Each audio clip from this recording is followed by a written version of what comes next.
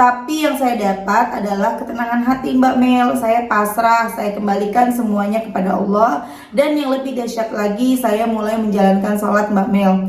Karena saya mau. Bismillahirrahmanirrahim. Alhamdulillahirabbil alamin. Allahumma sholli ala sayyidina Muhammad wa ala ali sayyidina Muhammad.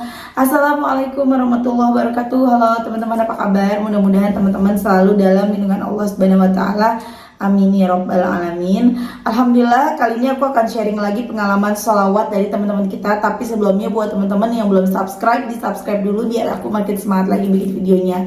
Nah, buat teman-teman yang punya testimoni sholawat, langsung aja kirimkan testimoni teman-teman ke 0813 1543 0565. Buat teman-teman yang belum punya buku ini, jangan pernah lelah ada nikmat di setiap sholawat. Ini buku pertama aku, harganya 55.000, teman-teman bisa cari di Gramedia ya. Dan untuk teman-teman yang pengen dikirim ke luar negeri, teman-teman hubungin aja keluarganya yang di Indonesia ya, untuk ke Gramedia, kemudian biar dikirim ke luar negeri. Karena di admin aku memang lagi kosong, jadi nggak bisa. Biasanya sih bisa teman-teman ya. Nah, lanjut aja akan aku bacain testimoninya. Ini dari Mbak Yunita ya. Assalamualaikum Mbak Mel. Waalaikumsalam. Saya Yunita dari Jawa Timur. Saya mau kasih testimoni sedikit tentang sholawat. Saya kenal Mbak Mel dari YouTube baru setengah bulan kemarin. Saya follow IG Mbak Mel, saya juga beli bukunya Mbak Mel, alhamdulillah. Pertama-tama saya ngamalin sholawat Mbak Mel setiap hari, meski saya tidak menjalankan sholat sama sekali, dengan harapan semua tanggungan saya bisa Allah lunaskan. Tapi yang saya dapat adalah ketenangan hati Mbak Mel. Saya pasrah, saya kembalikan semuanya kepada Allah. Dan yang lebih dahsyat lagi, saya mulai menjalankan sholat Mbak Mel. Karena saya malu sama Allah. Masa kita menuntut tanpa menjalankan kewajiban. Saya mulai sholat Mbak Mel meski masih bolong-bolong. Tapi setelah berjalannya waktu, saya bolong sekali aja rasanya nyesal banget. Dan Allah telah mempermudah saya waktu tagihan saya jatuh tempo. Ada aja uang Mbak Mel untuk membayarnya. Jujur saya terlibat-libat tanpa sepengetahuan suami, belum lagi sangkutan yang lainnya. Waktu saya tahu suami saya selalu menyembunyikan yang tanpa sepengetahuan saya, hati saya kesal, marah dan sakit. Bagaimana tidak? Suami tidak tahu seberapa banyak pengeluaran di pikiran suami saya itu banyak uang. Padahal itu bukan uang saya, itu uang arisan dan setoran bulanan. Dalam hati saya berkata, jika suami memang pelit terhadap saya tidak akan meminta, saya akan meminta kepada Allah Ta'ala. Ya, seperti itu sekarang prinsip saya Mbak Mel. Di suatu pagi suami bertanya, kenapa mulut saya selalu komat-kamit seperti membaca mantra? Dia berkata kalau wiridan itu sehabis sholat, bukan dimanapun atau kapanpun kita amalkan. Aduh Mbak Mel, rasanya aku ingin ketawa tapi takut dosa. Mau ketawa sendiri nanti dikira gila beneran. Terus saya bicara kalau saya sedang salawatan kepada Nabi. Saya kirimlah ceramahnya Syekh Ali Jaber tentang salawat Nabi kepada suami saya tanpa saya memberi penjelasan. Dan alhamdulillah Mbak Mel, suami saya diam. Doain saya ya Mbak Mel agar selalu terjaga sholat saya dan salawat saya. Saya tidak menghitung sehari berapa kali salawat, tapi yang jelas setiap ada waktu sambil masak, sambil cuci piring dan lain-lain, saya lantunkan salawat meski hanya salawat Jibril. Tak hanya itu, terkadang juga salawat menjiat Mbak Mel meski habis sholat 25 kali atau sehari tak sampai 100 kali. Tapi alhamdulillah Mbak Mel saya lantunkan. Sekian dulu ya Mbak Mel testimoni saya. Doain saya agar tetap terjaga sholat dan salawat saya, dan semoga Mbak Mel dan keluarga selalu diberi kelimpahan rezeki, umur panjang, kesehatan dan kesejahteraan. Terima kasih Mbak. Semoga saya bisa testimoni lagi di lain waktu. Amin. Sekian dulu ya Mbak Mel testimoni saya tentang salawat. Wassalamualaikum warahmatullahi wabarakatuh. Masya Allah ya teman-teman. Itu tadi testimoni dari Mbak Yunita ya di Jawa Timur. Mbak Yunita awalnya nggak sholat. Nah, karena nggak sholat itulah jadi punya masalah teman-teman. Allah ngingetin kita gitu loh, supaya kita tuh mau deket dikasih masalah. Dan alhamdulillah Mbak Yunita mengenal sholawat. Allah baik banget ya. Ini kita lagi bahas Mbak Yunita ya. Dan tentunya ke kita juga nih, sama juga seperti yang kita alami mungkin ya teman-teman. Mbak Yunita tidak sholat, tentunya itu salah. Tapi Allah Maha Penyayang, Maha Rahman, baik banget. Allah ingetin Mbak Yunita dikasih ujian, Yang dari ujian itu akhirnya Mbak Yunita mengenal sholawat, karena tidak semua orang mengenal sholawat, tidak semua orang mau bersholawat. Makanya bersyukur banget teman-teman yang sekarang nih udah kenal sholawat dan mau sholawatan. Kemudian akhirnya Mbak Yunita sholawatan nih teman-teman. Setelah bersolawat tapi nggak sholat nih, belum sholat. Akhirnya timbullah rasa malu. Tumbuhlah rasa malu, masa aku kepengen ini, kepengen itu, minta sama Allah tapi aku nggak sholat, aku nggak jalanin kewajiban. Akhirnya mulailah sholat, walaupun masih bolong-bolong. Dan setiap hari sholawatan, lama-lama Mbak Yunita bukan cuman mulai sholat, tapi kalau ninggalin sholat sekali aja rasanya bersalah banget. Masya Allah teman-teman. Kemudian Mbak Yunita juga merasakan ketenangan di dalam hati, yang selalu aku bilang ke teman-teman, tidak ada yang menjual ketenangan.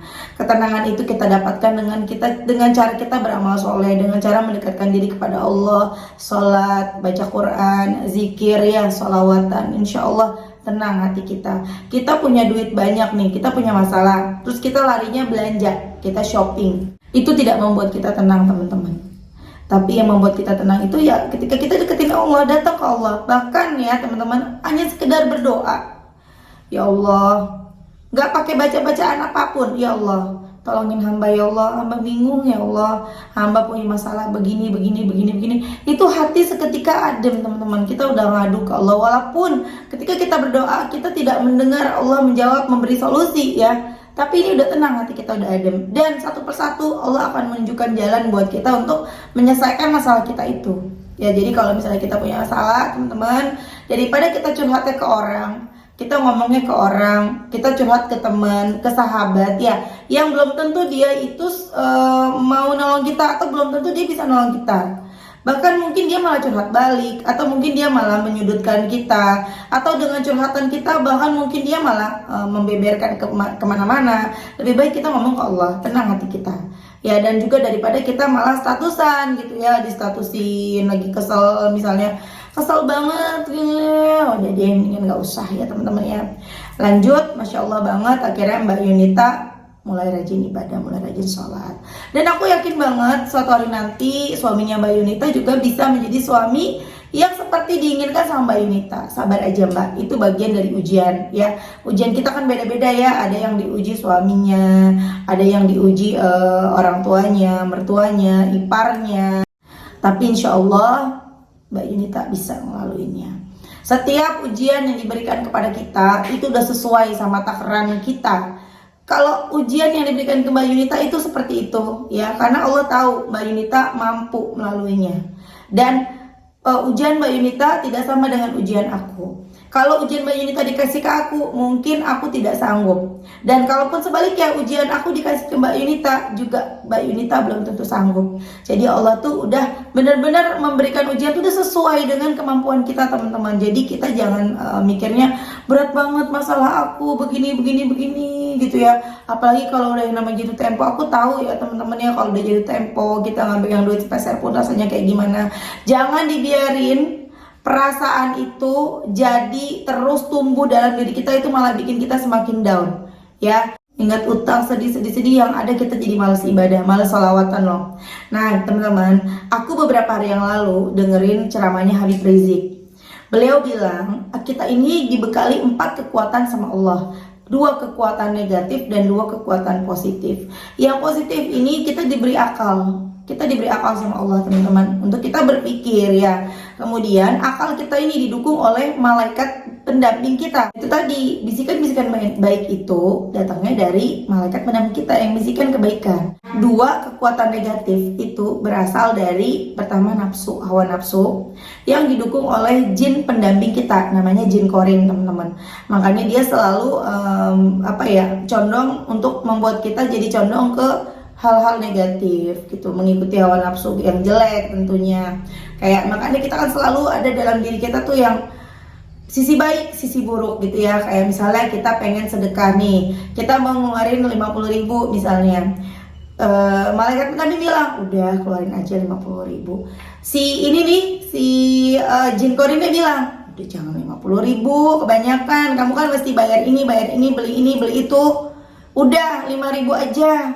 yang penting sedekah, yang penting ikhlas misalnya. Kurang lebih seperti itu ya ilustrasinya ya teman-teman. Jadi Habib Rizik bilang, terus bagaimana caranya kita melawan kekuatan negatif ini? Kita melawan menundukkan si negatif ini dengan cara beramal soleh. Amal soleh itu ya deketin Allah, sholat, baca Quran, sholawatan, dan zikir-zikir yang lain. Makanya kenapa ketika kita bersolawat ya, contoh seperti yang Mbak Yunita alami, kenapa ketika Mbak Yunita solawatan tiba-tiba yang tadinya nggak sholat jadi sholat.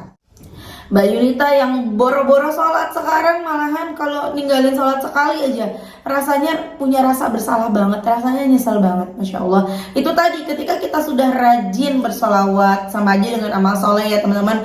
Kita rajin bersolawat, kita terus bersolawat, itu menjadi benteng diri buat kita, sehingga kita bisa melawan si negatif tadi, awal nafsu males kita ya, bisikan-bisikan dari negatif dari penggoda si jin koren ini. Kita jadi bisa membentengi diri teman-teman. Bahkan kalau kita terus-terusan beramal soleh, insya Allah si hawa nafsu ini bisa berubah menjadi hawa nafsu yang baik. Hawa nafsu yang baik yaitu ya kita jadi nafsunya beribadah, nafsunya pengennya beramal soleh, seperti itu teman-teman ya. Jadi ayo jangan pernah lelah sholawat, jangan pernah kita malas sholawatan. Dan aku kalau boleh kasih saran ke Mbak Yunita, ayo pakai target dong Mbak Yunita ya.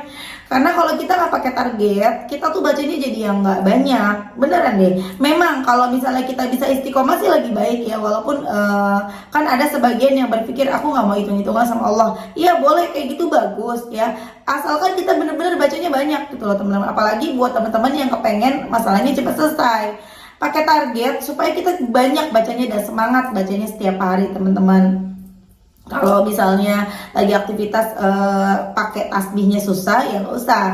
Seperti yang dilakukan sama Mbak Yunita, tapi setiap habis sholat itu benar-benar ditargetin. Misalnya munjiatnya harus bisa 100, jadi 20 tiap kali sholat paksa. Atau misalnya sholawat Jibrilnya harus bisa minimal 1000 di luar dari yang tidak dihitung. Jadi benar-benar setiap habis sholat 200, 5 kali sholat udah 1000. Nanti selanjutnya sambil aktivitas nggak dihitung nggak apa-apa. Jadi benar-benar pakai target. Aku udah pernah cerita ya soal adik aku yang dia itu nggak setahun pas hamil terus keguguran, dan setahun kosong dia pengen hamil lagi gitu kan, belum hamil juga, sedih banget. Aku bilang sama adikku, lo masih salawatan gak? Masih sih teh, tapi gak gue hitung, seinget gue aja pokoknya gue salawatan tiap hari. Aku bilang kasih target dong, terserah mau salawat apa, mau salawat Jibril, mau salawat munjiat. Kalau munjiat coba deh baca 500, aku bilang gitu. 500 banyak banget teh, 200 aja deh ya terserah, yang penting istiqomah. Nah, aku mulai baca 200 salawat munjiat 200 sampai 250, tiap habis sholat dia baca 50, 40, 50 sholawat. Dan Masya Allah 3 bulan istiqomah adik aku hamil. Makanya Mbak Yunita coba yuk pakein target, mudah-mudahan jadi makin semangat sholawatannya dan makin cepat terwujud hajatnya. Sabar ya, sabar. Insya Allah suatu hari nanti suaminya Mbak Yunita akan bisa menjadi suami yang Mbak Yunita inginkan. Begitu juga dengan teman-teman yang punya masalah yang sama, masalah apapun teman-teman, udah doa aja, minta sama Allah, kencangin ibadah kita. Ibadah kita itu termasuk ikhtiar loh teman-teman, ikhtiar langit ya. Oke teman-teman, terima kasih udah nonton, semoga bermanfaat dan jadi motivasi buat teman-teman. Assalamualaikum warahmatullahi wabarakatuh.